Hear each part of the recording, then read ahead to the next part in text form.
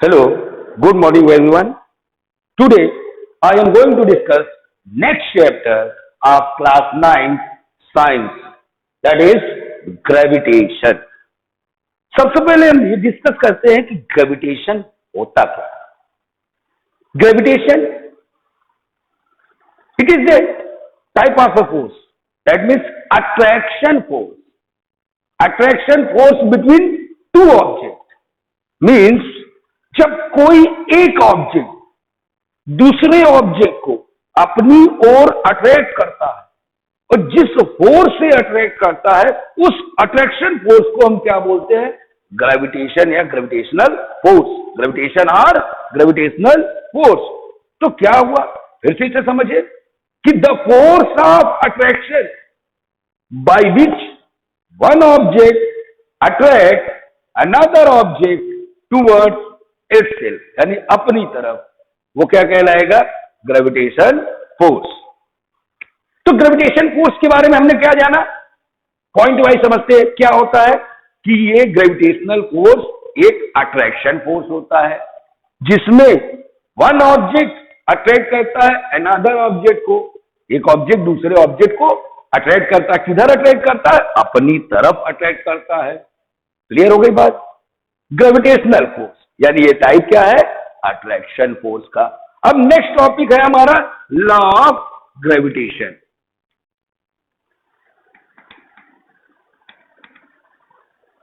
Law of gravitation की बात करें तो लॉ ऑफ ग्रेविटेशन में क्या होता है? ये जो अट्रैक्शन फोर्स यानी एफ, ग्रेविटेशन फोर्स कोई भी हो एफ से डिनोट करेंगे। ग्रेविटेशनल फोर्स दो चीजों पर डिपेंड करता है। पहला, अगर दो ऑब्जेक्ट है हमारे पास, एक ऑब्जेक्ट ये है, एक ऑब्जेक्ट ये है। पहले वाले ऑब्जेक्ट का मास m1, दूसरे वाले ऑब्जेक्ट का मास m2 और उनके बीच की दूरी है, डिस्टेंस है। डिस्टेंस हम हमेशा ऑब्जेक्ट के सेंटर से लेते हैं। किसी भी दो ऑब्जेक्ट है, दोनों के सेंटर से सेंटर की दूरी, उनके बीच की दूरी, उसे हम r से रिप्रेजेंट कर देते हैं, स्मॉल r। तो ग्रेविटेशनल फोर्स यानी इन दोनों ऑब्जेक्ट के बीच लगने वाला अट्रैक्शन फोर्स किन दो चीजों पर डिपेंड करता है? इनके मासेस पर डिपेंड करता है और इनकी बीच की दूरी पर डिपेंड करता है, यानी उनके बीच के डिस्टेंस पर गैप डिपेंड करता है। यानी पहला क्या है? अकॉर्डिंग टू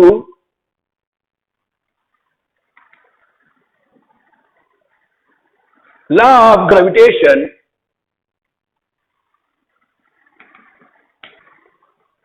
पहला क्या है? पहला पॉइंट कहता है कि ग्रेविटेशनल फोर्स यानी force of attraction directly proportional होता है इन दोनों मास के प्रोडक्ट के। यानी ग्रेविटेशनल फोर्स डायरेक्टली प्रोपोर्शनल होता है किसके? Product of their masses. That means first क्या है? ग्रेविटेशनल फोर्स सिंबॉलिक फॉर्म में हम लिख रहे हैं, ग्रेविटेशनल फोर्स डायरेक्टली प्रोपोर्शनल होता है प्रोडक्ट ऑफ देयर मासेस। ये फर्स्ट इक्वेशन। दूसरी चीज, ग्रेविटेशनल फोर्स इनवर्सली प्रोपोर्शनल होता है। Second thing, gravitational force inversely proportional होता है square of distance between them. आपने देखा प्रोपोर्शनल और इनवर्सली प्रोपोर्शनल का साइन दिखने में एक तरह है, तो हम कैसे पहचानेंगे किसे प्रोपोर्शनल पढ़ेंगे, कहां पर? इनवर्सली प्रोपोर्शनल पढ़ेंगे। अगर 1 में कोई है, डिनोमिनेटर में है, तो वो इनवर्सली प्रोपोर्शनल होगा और न्यूमरेटर में है तो वो डायरेक्टली प्रोपोर्शनल होगा। डायरेक्टली प्रोपोर्शनल मीन्स क्या है? एक बढ़ेगा तो दूसरा बढ़ेगा। यानी अगर उनके मास इंक्रीज करें तो ग्रेविटेशनल फोर्स इंक्रीज होगा, मास हम डिक्रीज करें तो ग्रेविटेशनल फोर्स डिक्रीज होगा। इनवर्सली उल्टा, यानी अगर उनके बीच की दूरी बढ़ेगी तो फोर्स घटेगा, दूरी घटेगी तो फोर्स बढ़ेगा। फॉर एग्जाम्पल, आप ही है, आपके दो फ्रेंड, एक नजदीक में रहता है तो अट्रैक्शन फोर्स, अट्रैक्शन लगा हुआ है, रोज मिलते हैं। लेकिन अगर यही कोई बहुत दूर रहता है, एक कंट्री से दूसरे कंट्री में, तो डिस्टेंस बहुत ज्यादा है, तो अट्रैक्शन फोर्स क्या होगा? कम होगा। कभी कभी समय मिला, क्लियर?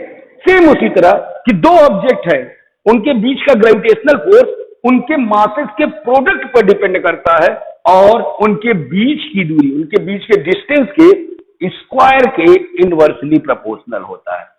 तो इसे आप पहले लैंग्वेज में लिखेंगे कि the attraction force between two object is directly proportional होता है प्रोडक्ट ऑफ देयर मासेस। फिर सिंबॉलिक भाषा में, फिर सिमिलरली सेकेंड क्या है ग्रेविटेशन की force of attraction inversely proportional होता है square of distance between them.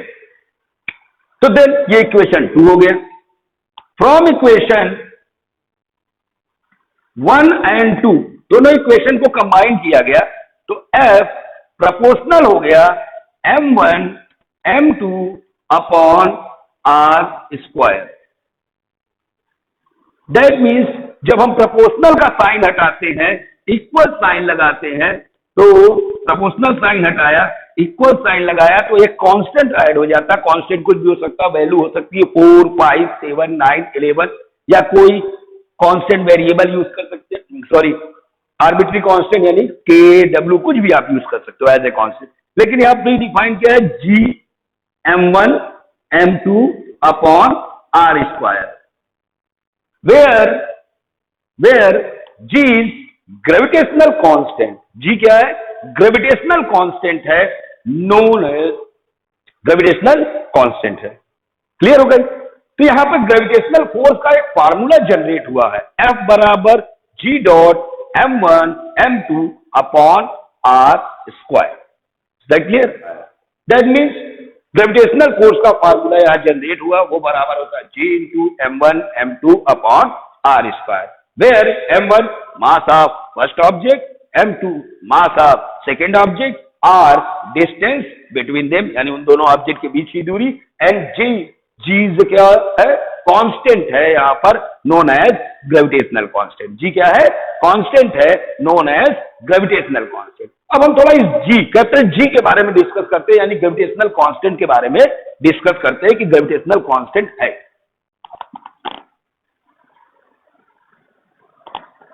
तो फोर्स ऑफ ग्रेविटेशन के फार्मूले में g इंट्रोड्यूस हुआ, तो यहां से g का फार्मूला क्या बना, g बराबर F r square upon m1 m2 is m1 equal to m2 is equal to 1 kg या 1 unit and r is equal to 1 metre और 1 यूनिट एनीथिंग।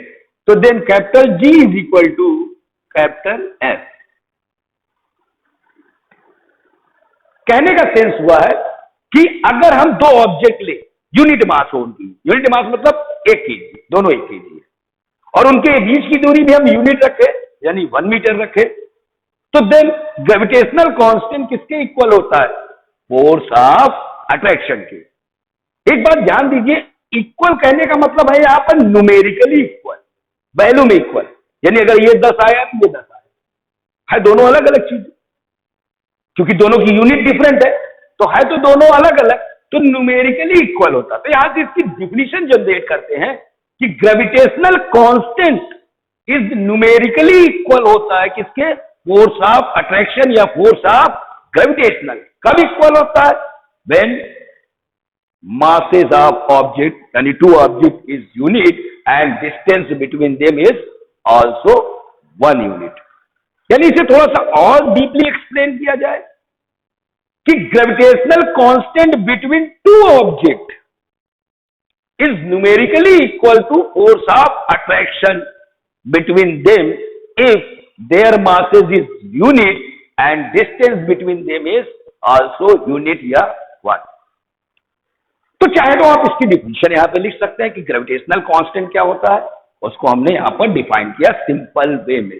तो दैट मीन्स ग्रेविटेशनल कांस्टेंट, मैं फिर से एक बार रिपीट करता हूं, फार्मूला देख लिया, G बराबर है, यानी ग्रेविटेशनल कांस्टेंट इज इक्वल यानी न्यूमेरिकली इक्वल होता है gravitational force between two object whose masses is 1 unit and distance between them is also 1 unit। थोड़ा ग्रेविटेशनल कांस्टेंट के बारे में और बताते हैं। तो ग्रेविटेशनल कांस्टेंट यानी G की वैल्यू, हमने कहा था ये कांस्टेंट है, जिसकी वैल्यू होती है 6.67 इंटू 10⁻⁻11। क्या होती है, कैपिटल G की वैल्यू फिक्स होती है, क्या होती है 6.67 इंटू 10⁻⁻11। अब कैपिटल G की यानी ग्रेविटेशनल कांस्टेंट की यूनिट क्या होती है, वो यहां से आप जनरेट कर सकते हो। फोर्स की यूनिट होती है न्यूटन, डिस्टेंस की मीटर और स्क्वायर हो गया तो मीटर स्क्वायर, अपॉन मास की केजी और ये केजी, तो 2 बार kilogram, that means kilogram square. तो यूनिट क्या हो गई? न्यूटन मीटर स्क्वायर पर केजी स्क्वायर। तो जब हमने लॉ ऑफ ग्रेविटेशन में हमने क्या पढ़ा? ग्रेविटेशनल फोर्स के फार्मूले को जनरेट किया और उस फार्मूले के थ्रू ग्रेविटेशनल कांस्टेंट के बारे में भी जान लिया। तो ग्रेविटेशनल कांस्टेंट क्या है? ये एक कांस्टेंट है, ठीक है। जब ये क्या होता है? न्यूमेरिकली इक्वल होता है between the force of attraction between two object whose masses are 1 and distance between them is also 1 unit. Is that clear? आगे बढ़ो। Our next topic is gravity. Gravity क्या है? Gravity जनरल वे में gravitational force, यानी ऐसा gravitational force जिससे अर्थ किसी object को अपनी ओर अट्रैक्ट करती है, तो उस ग्रेविटेशनल फोर्स को हम ग्रेविटी कहते हैं। तो वो भी ग्रेविटेशनल फोर्स, क्योंकि यहां अर्थ किसी ऑब्जेक्ट को अट्रैक्ट करती है। लेकिन जहां यहां पे फिक्स हो गया कि अर्थ किसी चीज को अट्रैक्ट करती है, तो इस टाइप को फोर्स को हम क्या कहते हैं? Gravity force. है तो ग्रेविटेशनल फोर्स ही, लेकिन उसका स्पेशल नेम क्या है? ग्रेविटी। यानी ग्रेविटी वर्ड आ गया तो दैट मीन्स आप क्लियर बात करेंगे कि जिसमें कोई, यानी अर्थ अट्रैक्ट करता है किसी ऑब्जेक्ट को अपनी तरफ, that means the force of attraction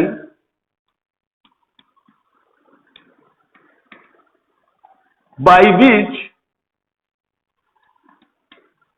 earth attract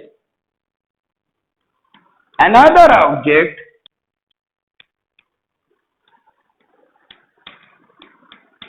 towards itself, यानी its सेंटर, तो क्या कहलाएगी? अर्थ की gravity.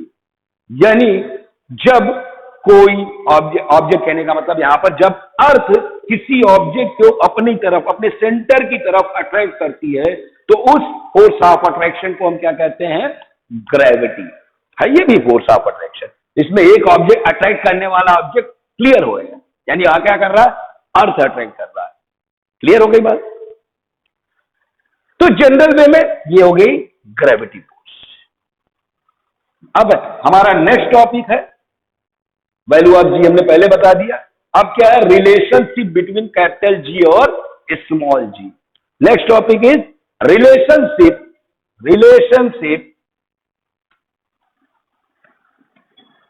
Between small g and capital G. पहले हम स्मॉल जी के बारे में जान लें। कैपिटल जी यानी ग्रेविटेशनल कांस्टेंट के बारे में तो हम जान गए हैं। स्मॉल जी क्या होता है? ये एक्सीलरेशन है, एक्सीलरेशन ड्यू टू ग्रेविटी या ग्रेविटेशनल एक्सीलरेशन। यानी कहने का मतलब आपने एक्सीलरेशन पढ़ा था मोशन में ए, यानी जब ऑब्जेक्ट हॉरिजॉन्टल वे में मूव करता है, हॉरिजॉन्टली मूव करता है, तो वहां एक्सीलरेशन ए डिनोट करता है। लेकिन जब ऑब्जेक्ट वर्टिकल मूव करता है, यानी अपवर्ड और डाउनवर्ड डायरेक्शन में, तो वहां जो एक्सीलरेशन यूज होता है वो ग्रेविटेशनल एक्सीलरेशन होता है, उसे हम जी से डिनोट करते हैं। रीजन, क्योंकि हम यहां पर अर्थ के अगेंस्ट जा रहे हैं या टुवर्ड्स अर्थ जा रहे हैं, तो अर्थ का अट्रैक्शन फोर्स लगता है और वहां पर ग्रेविटेशनल एक्सीलरेशन यूज होता है। क्लियर हो गई बात? तो then relationship between gravitational acceleration and gravitational constant या acceleration due to gravity and gravitational constant. Small g की वैल्यू फिक्स होती है, वो होती है 9.8 मीटर पर सेकेंड स्क्वायर। फिक्स है, एक्सपेरिमेंटली इसे कैलकुलेट किया गया कि 9.8 होगा। किसी किसी क्वेश्चन में स्मॉल जी की वैल्यू 10 भी ले लेते हैं अगर वो, और लेकिन फिक्स क्या होता है? 9.8 मीटर पर सेकेंड, क्योंकि एक्सेलरेशन है इसलिए इसकी यूनिट क्या है? मीटर पर सेकेंड स्क्वायर। चलिए जी और जी के बीच में हम रिलेशनशिप निकालते हैं। तो हम एक ऑब्जेक्ट हमने लिया अर्थ, मास m, और दूसरा ऑब्जेक्ट क्या लिया उसी सरफेस पर, स्मॉल m, एक ऑब्जेक्ट है। अर्थ इस ऑब्जेक्ट को अपनी ओर अट्रैक्ट कर रही, उनके बीच की दूरी कैपिटल R यानी अर्थ के रेडियस के बराबर है। क्योंकि अर्थ के कंपैरिजन में हर ऑब्जेक्ट क्या होता है, निग्लेजिबल होता है, इसलिए ये डिस्टेंस हम कैलकुलेट नहीं करते। क्या हो गया, वो रेडियस के इक्वल हो गया, उसके डिस्टेंस बिटवीन देम। अर्थ का ऑब्जेक्ट स्मॉल m, इनके बीच लगने वाला अट्रैक्शन फोर्स क्या होगा, F बराबर पहले वाले ऑब्जेक्ट का मास कैपिटल M इनटू दूसरे ऑब्जेक्ट का mass small m capital G यानी ग्रेविटेशनल कांस्टेंट अपॉन उनके बीच की दूरी का square R square, equation 1। Clear हो गया। सेकंड क्या है, आपने फोर्स की डिफिनेशन ये पढ़ी, ग्रेविटेशनल फोर्स, जिसमें प्रोडक्ट ऑफ देयर मासेस यानी m1 m2। यहां एक ऑब्जेक्ट क्या है, अर्थ है, दूसरा ऑब्जेक्ट क्या है, कोई ऑब्जेक्ट है, m और m, and we know that force is equal to होता है मास इनटू एक्सीलरेशन।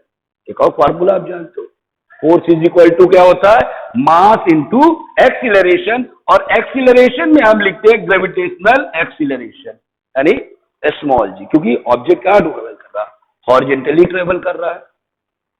तो ये हमारे पास दो फार्मूले हैं, फार्मूला 1 और फार्मूला 2, दोनों क्या है, फोर्स के फार्मूले हैं। तो क्या हुआ, from equation 1 and 2, from equation 1 and 2 G बराबर into m upon R square बराबर होगा m इंटू G से। स्मॉल m और स्मॉल m कैंसिल आउट हो गया, तो then capital G into capital M upon R square is equal to हो गया स्मॉल g। तो स्मॉल g और कैपिटल G में ये रिलेशनशिप आ गया है। तो स्मॉल g किन किन चीजों पर डिपेंड कर रहा है, स्मॉल g कैपिटल G पर डिपेंड कर रहा है यानी ग्रेविटेशनल कांस्टेंट पर, दूसरा मास ऑफ अर्थ पर डिपेंड करता है, और तीसरा रेडियस ऑफ अर्थ पर डिपेंड करता है। दैट मीन्स आप बेसिक चीज जानते हो, किसी भी ऑब्जेक्ट का मास कभी चेंज नहीं होता, ये कांस्टेंट है, मास चेंज होने वाला नहीं। यानी चेंज क्या होगा, इनके बीच की दूरी, अर्थ दूर होता चला, कोई ऑब्जेक्ट और दूर हो जाए, ऊपर जाए तो दूरी बढ़ती जाएगी, तो दूरी जैसे जैसे बढ़ेगी g की वैल्यू क्या होगी, घटेगी। डिनोमिनेटर है, इनवर्सली प्रोपोर्शनल है। अगर दूरी घटेगी यानी ये अर्थ के अंदर ऑब्जेक्ट आएगा तो g की वैल्यू क्या होगी, इंक्रीज करेगी। तो इस फार्मूले से ये रिलेशनशिप हमारा आ गया कि क्या आया, small g is equal to g dot m upon R square. इस फार्मूले से हमें क्या पता चला कि ग्रेविटेशनल एक्सीलरेशन इनवर्सली प्रोपोर्शनल होता है डिस्टेंस बिटवीन टू ऑब्जेक्ट यानी अर्थ एंड ऑब्जेक्ट। यानी अगर दूरी अर्थ और ऑब्जेक्ट के बीच की दूरी बढ़ती जाएगी तो एक्सीलरेशन, ग्रेविटेशनल एक्सीलरेशन कम होगा, और दूरी घटेगी तो ग्रेविटेशनल एक्सीलरेशन बढ़ जाएगा। फिक्स हो गई, दैट क्लियर, समझ में आई। यानी स्मॉल जी डिपेंड तो कैपिटल जी और एम पे भी डिपेंड करता है, लेकिन ये फिक्स है, कैपिटल जी की वैल्यू फिक्स है, ना घटेगी ना बढ़ेगी। और मास भी हर ऑब्जेक्ट का क्या होता है, फिक्स होता है, ना ही वो इंक्रीज करेगा ही ना ही वो डिक्रीज करेगा। तो यहां पर हमने क्या पढ़ा, रिलेशनशिप बिटवीन स्मॉल जी यानी gravitational constant, sorry gravitational acceleration, and capital G यानी ग्रेविटेशनल कांस्टेंट। क्लियर हो गई बेटा? Okay, now our next topic is free fall. यानी कोई चीज ऑब्जेक्ट फ्रीली फॉल कर रहा है, गिर रहा है। फ्री फॉल का जनरल मीनिंग में दैट मीन्स उस पर किसी टाइप का फोर्स ना लग रहा हो, यानी ना एयर, जैसे कोई ऑब्जेक्ट ऊपर से गिर रहा है तो उस पर एयर प्रेशर भी लग रहा है, यानी एयर रेजिस्टेंस भी वर्क ना करे, यानी किसी तरह का कोई फोर्स अगर वो ना कर लग रहा हो किसी ऑब्जेक्ट में, इमेजिन करें ऐसे, तो ऐसे मोशन को हम क्या कहते हैं, फ्री फॉल। यानी कोई ऑब्जेक्ट ऊपर से गिर रहा है नीचे की तरफ और उस पर किसी तरह का फोर्स नहीं लग रहा है, ना ही एयर रेजिस्टेंस ना ही किसी अलग तरीके का, तो वो क्या कहलाएगा, फ्री फॉल। यानी कहने का मतलब कोई ऑब्जेक्ट है जमीन से h मीटर की ऊंचाई पर है और यहां से वो गिर रहा है, तो ये क्या कहलाएगा, फ्री फॉल, और उस पर किसी टाइप का कोई भी फोर्स नहीं लग रहा है, एयर रेजिस्टेंस, प्रेशर या किसी टाइप का फोर्स नहीं। तो ऐसे इसे हम क्या कहेंगे, फ्री फॉल। तो यहां पर भी क्या हो रहा है, एक तरह से मोशन हो रहा है, लेकिन कहां से होगा, वर्टिकल डायरेक्शन में मोशन हो रहा है। हमने 3 इक्वेशन ऑफ मोशन हॉरिजेंटल पढ़े थे, v बराबर u plus A T, s बराबर U T plus half A T square and v square बराबर u स्क्वायर प्लस 2as।